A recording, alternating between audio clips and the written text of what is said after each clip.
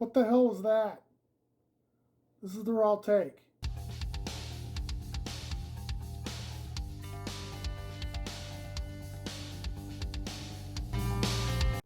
Hello, everyone. Welcome to the Raw Take. I'm your host, Rob Reed, and this is your review for the March 12th edition of WWE SmackDown. There's a lot to talk about in this episode, and not a lot of good. There's some, but not a lot. We'll get started from the beginning. The show started with Edge coming out, and he talks about Daniel Bryan, or talks about Roman Reigns is distracting himself with Daniel Bryan. And he then turns his attention to Daniel Bryan, saying that he takes issue with Daniel Bryan saying that Edge does not deserve to be in the main event of WrestleMania because he doesn't love it enough. This brings out Daniel Bryan, and he says of all people, Edge should understand that he's taking his opportunity to make it to the main event of WrestleMania, because this could be his last chance. Edge says that he understands where Daniel Bryan is coming from. He just doesn't like how he went about it last week. I don't understand this whole story with Edge and Roman right now. This has not been a good lead to WrestleMania, like, at all. Where I was caring after Royal Rumble, I've stopped really caring about this match. I don't see it being the big main event. In fact, I think that it's going to end up turning into a triple threat with Daniel Bryan in the mix. Daniel Bryan and Roman Reigns are going to have a contract signing for their match at Fastlane later in the episode. But I just don't understand where Edge is coming from. Edge has not really looked good in the promo department since his return at the Royal Rumble. He was doing pretty good when he was on Raw for a couple weeks, but ever since he finally, pinpointed he was going after Roman, it just hasn't really looked good. He just hasn't really looked good. He comes off kind of whiny, to be honest. And I agree with Daniel Bryan that Edge is supposed to be the ultimate opportunist. He should understand what Daniel Bryan's trying to do. He shouldn't be all mad at him. I don't understand it. It wasn't bad, but I just don't. I'm losing a lot of interest in that match. Next, but after this, we have actually a really good match. It's a 8-man tag match between the Street Profits and the Mysterios, and they're taking on the Dirty Dogs and Alpha Academy. The heels jumped the baby faces from the beginning, from the outset. So they get an early start. But this match was really good. I think everybody got their stuff in. The only problem I have is Otis being on the same team as Dolph Ziggler after all the stuff from last year. I don't understand that part. But other than that, this was a really good match. Ended with Street Profits and Mysterios getting the win. And Montez Ford has the hands down best frog splash in professional wrestling right now. Like, full stop. Uh, I I don't think anybody else in WWE should be trying to do it. Uh, like, because nobody. Uh, I've seen Dominic try to do it. I understand the whole background with Eddie, but his does not look anywhere close to what Montez Ford's looks, and he should stay away from it for now. After that, we have a backstage interview with Seth Rollins. Uh, he says he's done with Cesaro after being attacked. But then he finds out Cesaro is going to be facing Murphy later in the episode, and then he gets a smile on his face. We get a very quick match between Cesaro and Murphy. There's really nothing to it. Cesaro starts putting Murphy in the swing, and Seth Rollins immediately attacks. He hits him with 2 curb stomps, goes to hit him with a third onto a steel chair, but the referees come in and stop him before he can finish Cesaro off. I kind of like this going this storyline. I think Cesaro and Rollins could have a really good Mania match. I'm sure that's going to be the blow off. I think that's going to be should be a really good match, and I have no problem with that. I'm just going to lump all the women's stuff right now all into one section because this is the most infuriating thing I've seen on WWE in a long time. They've had issues with booking the women for a few months now, and this it's kind of come to a head, especially now with this storyline in particular. We'll get into some of it. Not all of it's bad. We'll get into some of the good stuff right now. They're okay stuff, not great. First, we have a skit with Nia Jax, Shayna, and Reginald. Nia Jackson is taking Reginald tuxedo shopping. This was kind of just a goofy skit. I like Shayna the most out of this. You can tell she's just over it. She's just staring at her phone the whole time, just waiting for it to be over. This was okay. What comes next? Not happy about. Next, we have Kevin Owens is doing the Kevin Owens show.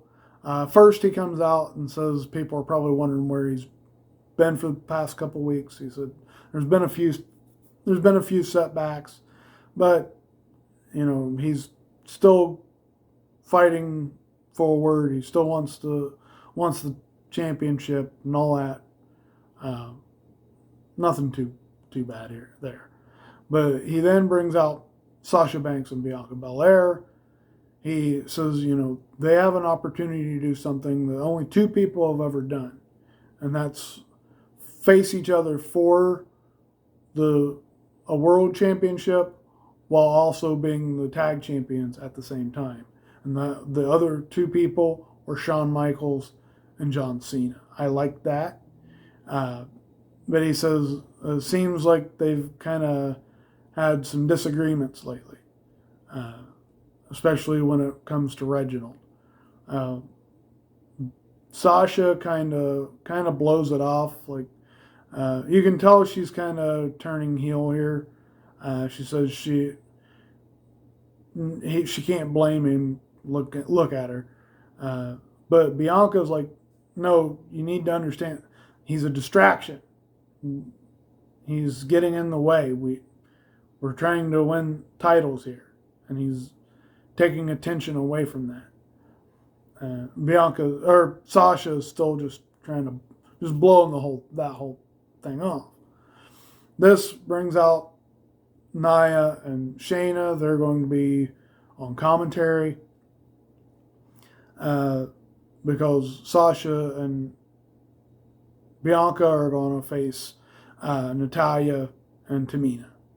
This is where we have our main issue of tonight's show. And the main reason I kind of hated tonight's show. This wasn't much of a match. And a distraction from Reginald led to Tamina pinning Bianca Belair. 4 weeks out from WrestleMania main event. WrestleMania should be a main event between Bianca Belair and Sasha Banks for the SmackDown Women's Championship.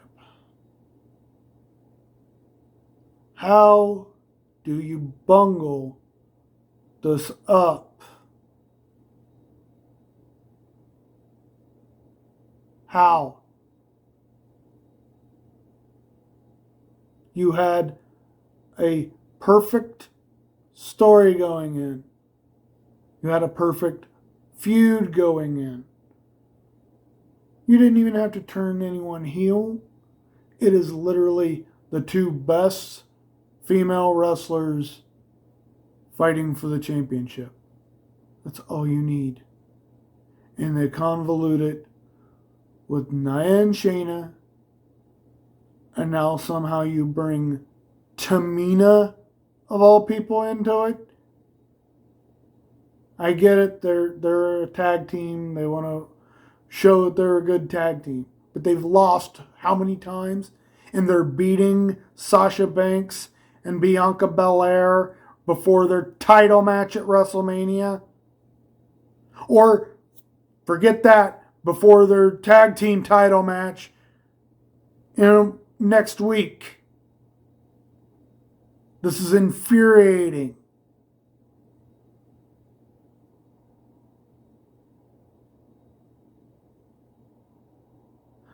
People were hoping that Sasha Banks and Bianca Belair would main event night 1 of WrestleMania. That's not going to happen now. That's not happening. They have bungled this up. I am not going to be surprised if this is the opener. If they're going curtain jerk. Screw that. They're going to be on the pre-show at this point. I've never seen this badly screwing up something that's been handed to them. A perfect match handed to them. And they screw it up. I've heard for a long time, and justifiably for 2 years, the AEW can't book the women's division. Here the last few months, they've gotten really good. Nobody can talk about AEW's booking of their women's division anymore. Not with how both Raw's been treating the women and how SmackDown's been treating the women. Hell, NXT hasn't been doing that great either. With their new NXT women's tag titles. Why did you even create that?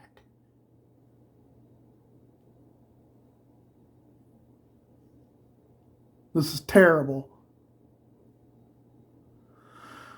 Okay, let's move on. Just move on. Let's get into something that's good on this episode. Big E returns. Big E saved this show.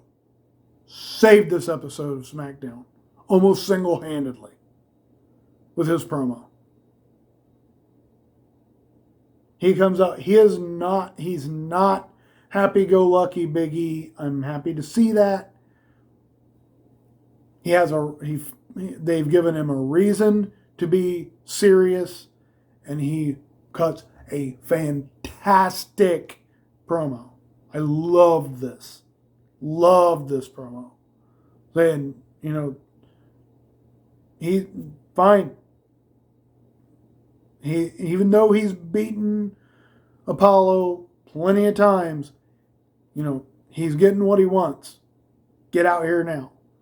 Apollo doesn't show up. He said, fine. Open challenge.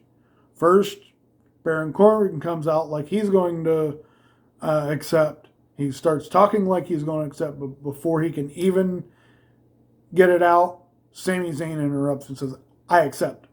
He's out there. I love Sami Zayn in this. And Baron Corbin was like, I was going to, he said, too late. He said, and Big E's like, whoever gets in the ring first, you get the shot. And Sami Zayn books it to the ring. So Sami Zayn gets the match. This was a fun match. I don't think Big E and Sami Zayn can have a bad match. But, it wasn't like a huge match. It wasn't a long match. A fun match. Big E wins with the big ending right after Apollo attacks. Hits him with 2 angle slams. And comes in, hits him with the steps. I don't know if I like the African accent, but I'm loving this current version of Apollo right now. I'm really liking heel Apollo Crews right now. They've finally given him something that he's looking really good with. I cannot wait to see what else he does. Finally, we get to the contract signing with Daniel Bryan and Roman Reigns. First, Roman is like, forget it. You're not worth the championship. I'm not doing it. And Daniel Bryan's like, what? You're afraid? I did something you couldn't do. I made Jey Uso quit. But I made him tap out. You couldn't do that. Maybe I should be the head of the table, not you. Let's finally, gets Roman mad enough. He grabs a pen, signs it. Jey Uso completely throws the table outside the ring, and he says, "You know what? I think this title match needs a special enforcer. I think it should be someone who will call the match right down the middle. I think it should be me." And this brings out Edge, and Edge says, "You know what? I think you're right. Then how about we have a match next week? Whoever wins that match is a special enforcer for the title match." And Adam Pearce says, "I like that idea. We'll go with that." I don't know. I guess it's something to lead into the pay-per-view. I was not a huge fan of this, but I was probably already soured from the women's stuff to not care about this. This episode's so infuriating. For months, SmackDown has been possibly the best wrestling show on TV. There's been weeks where SmackDown was better than Dynamite, better than NXT, way better than Raw. But there's been weeks where it's been easily the best show on television. And all of a sudden, it is just taking a nosedive in quality. We'll see. Until then, hit that like button, subscribe, comment down below. I'll see you guys next time. Goodbye.